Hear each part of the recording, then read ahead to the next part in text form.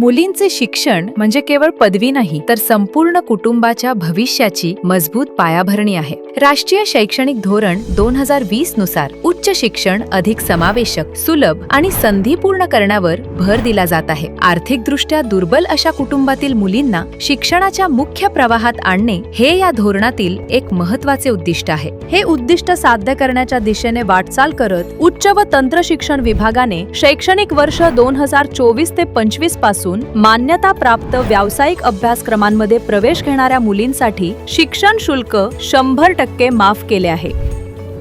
या योजनेसाठी पात्रतेचे निकष: राज्यातील मान्यताप्राप्त व्यावसायिक अभ्यासक्रमांमध्ये CAP प्रक्रियेद्वारे प्रवेश घेतलेल्या आणि कुटुंबाचे वार्षिक उत्पन्न 8 लाख रुपयांपर्यंत असलेल्या EBC, EWS, SEBC, OBC प्रवर्गातील तसेच खुल्या प्रवर्गातील आर्थिकदृष्ट्या पात्र मुली या योजनेचा लाभ घेऊ शकतात. शैक्षणिक वर्ष 2024 ते 25 मध्ये उच्च व तंत्र शिक्षण विभागामार्फत 1,15,422 मुलींना 853 कोटी रुपयांचा लाभ देण्यात आला आहे. शैक्षणिक वर्ष 2025 ते 26 साठी या योजनेचा लाभ घेण्यासाठी DBT पोर्टलवर अर्ज प्रक्रिया सुरू आहे आणि अर्ज करण्याची अंतिम तारीख आहे 31 मार्च 2026. शिक्षणाच्या या संधीमुळे अधिकाधिक मुली आत्मविश्वासाने भविष्याकडे वाटचाल करत आहेत आणि त्यांच्यासोबत महाराष्ट्रही प्रगतीच्या नव्या उंची गाठत आहे.